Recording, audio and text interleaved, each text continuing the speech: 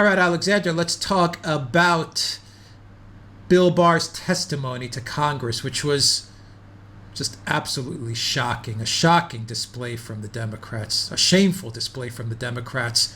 It just proved to me how ideologically driven they are. But there's been a lot of commentary on those proceedings.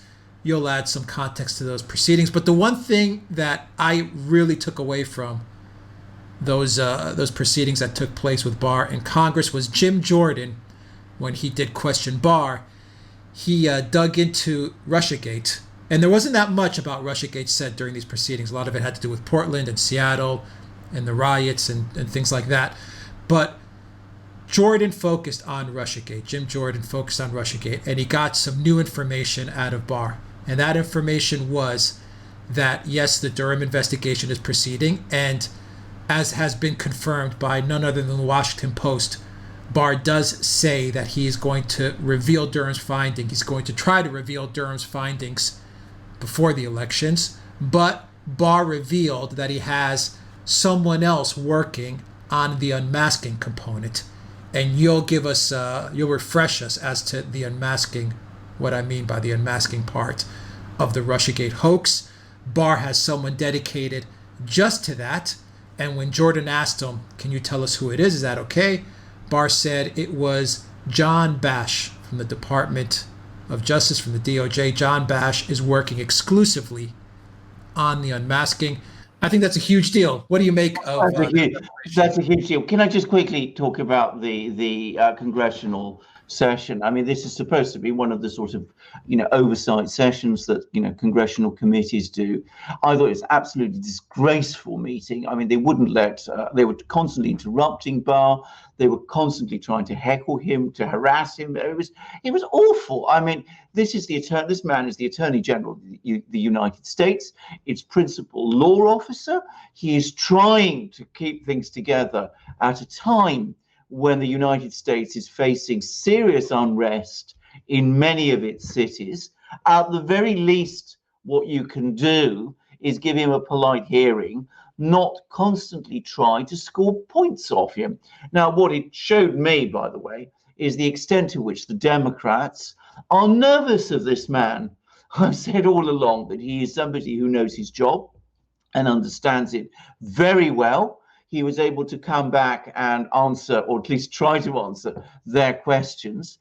The very fact that they were cutting him off and interrupting him in the way they did was clearly because they didn't want him to answer their questions. You can disagree with Barr, you may not like Barr, but he is the Attorney General of the United States. You listen to what he says.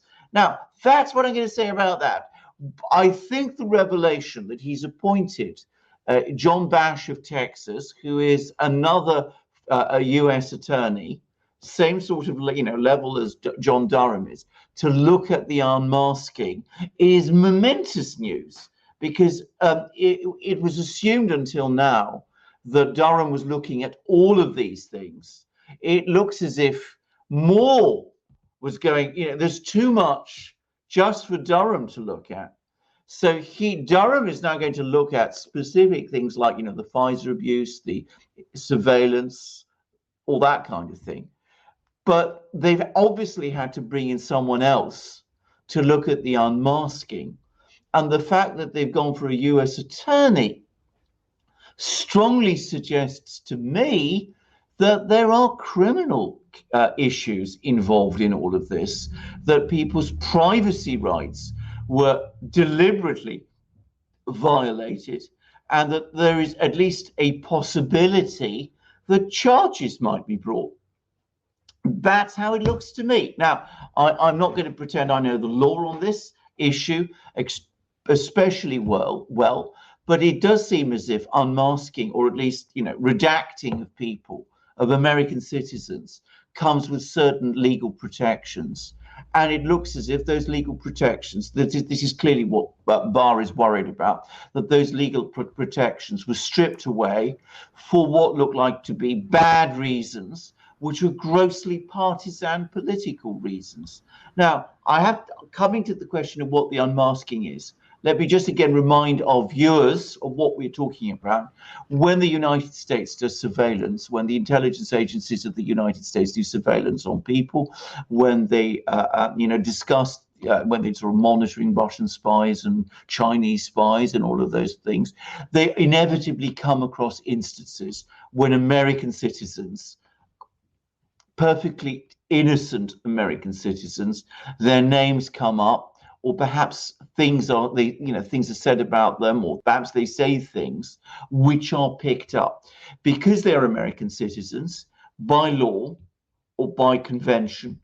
Their names are redacted from classified documents that are then circulated throughout the bureaucracy, so that if somebody in the CIA, for example, gets a printout of a transcript of a telephone conversation involving a Russian agent which mentions an American citizen, that citizen's name is not there and the CIA agent doesn't know about it.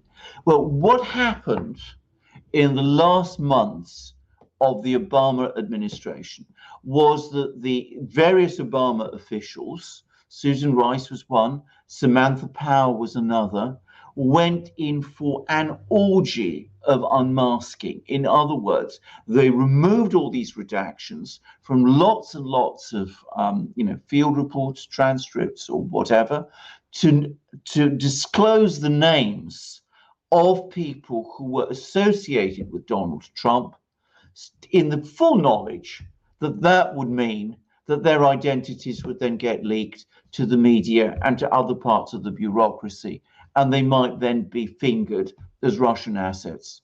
So this is what was going on systematically in the last months and weeks of the Obama administration, especially after the 2016 election. It seems that Barr thinks that there might be criminal law issues involved in all of that, with violations of people's privacy rights. And this is apparently done on such a huge scale, and its effects were so damaging that expecting John Durham to deal with that is to ask too much of Durham. And they brought in another US attorney, John Bash of Texas, to look into all of this. So expect big news there. Very big news. And of course, the most famous instance of unmasking came from Samantha Power. And a lot of people always ask the question, what does a UN ambassador have to do with unmasking people? Well, it made no sense. And she unmasked something like, I believe, like 200 or 300 people, like an incredible amount. Absolutely. An incredible amount. And I believe Jim Jordan, when he was talking to Barr, Barr mentioned that there are 47 or 48 cases of unmasking that Bash is looking into specifically. So that's a very large amount. Correct. Now, can I just quickly add, of course, the point about Samantha Power is that she has no, she's only the US ambassador to the UN, but she's a very close friend also of Barack Obama. So just adding that in. I mean, she wasn't just the US ambassador to the UN. She was very, very close to the president being Obama himself. She also coined the phrase humanitarian intervention in order to justify wars. Oh, she is the principal. Humanitarian pretexts. She is the great ideologue. She's the high priestess of the ideology that leads to humanitarian wars. Yeah. All right. It was interesting during the questioning between the back and forth between Jordan and Barr. Jordan was constantly saying, every time he spoke, he constantly invoked the term, the Obama-Biden DOJ.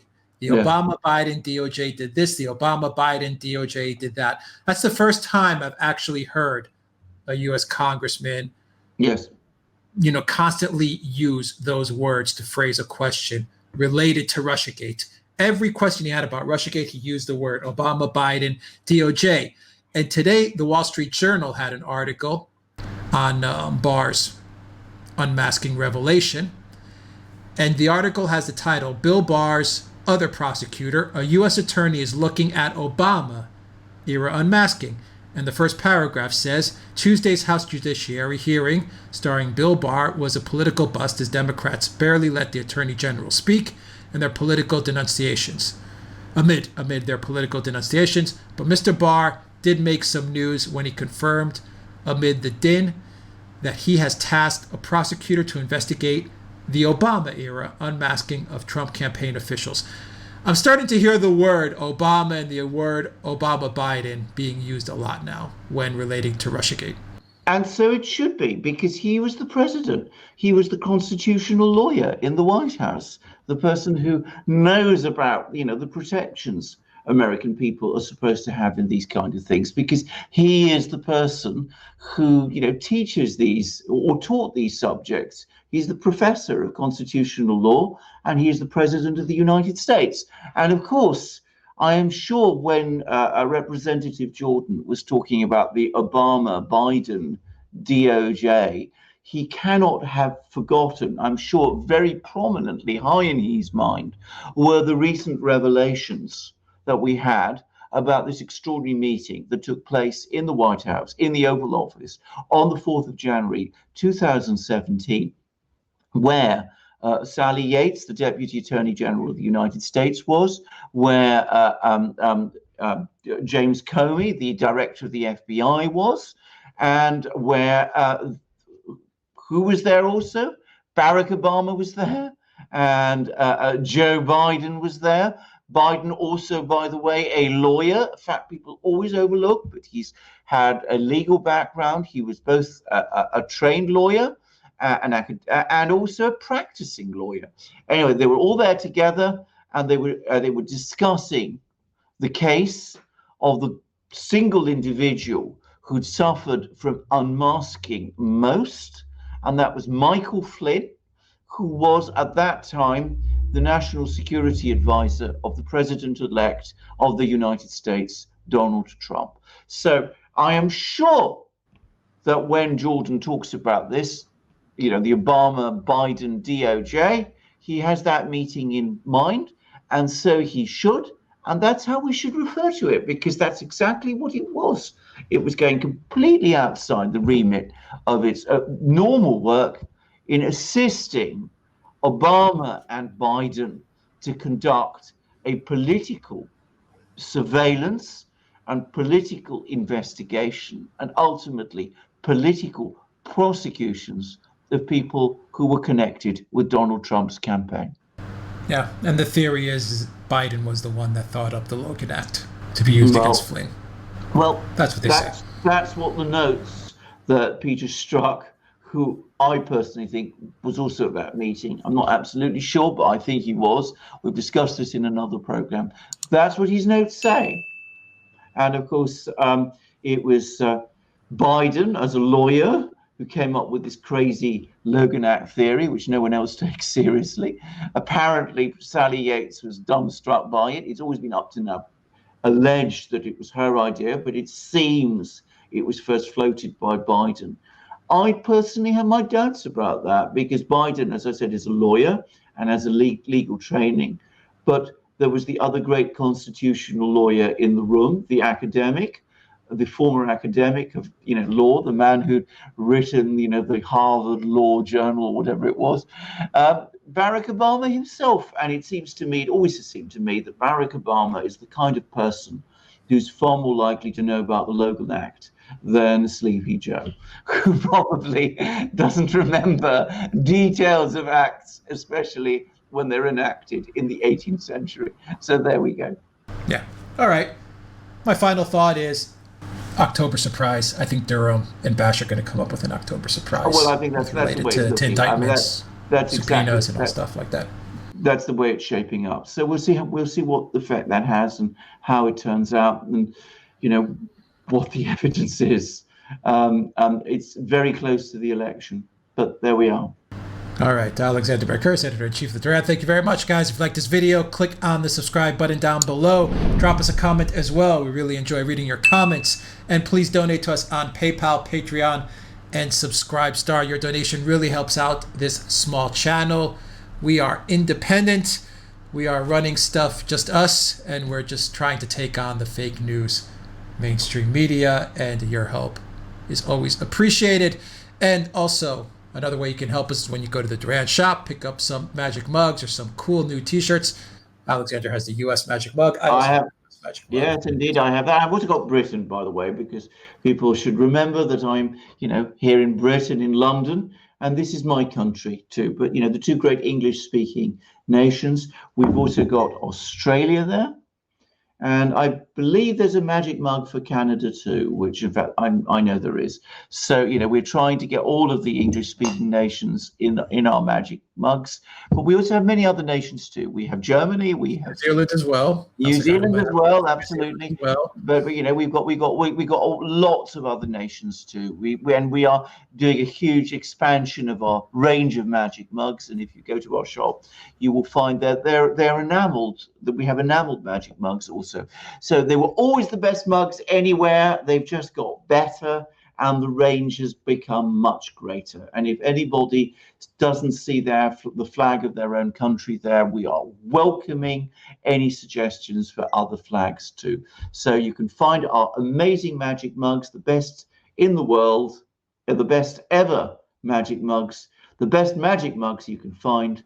You can find them in our shop, and you can find them with all these great flags. And as I said, they've just got better all the time. And of course, we also have our shirts, our amazing Duran shirts. We've got a new range of those. Alex is just wearing one. You can see this amazing blue color, and he's got the double-headed eagle of the Duran itself there. But we've got all our amazing amazing shirts, and that catalog of shirts has expanded. And we've also got hats, hoodies, and stickers. And we've also got an ever-expanding catalog of ebooks. So you can find these all on our shop. You can come to our shop. You can support the Duran by coming to our shop. And Alex will tell you how to do it. Just go to the Duran shop. You'll find a link in the description box down below. Alexander Curse, thank you very much. Until next time, everybody, take care.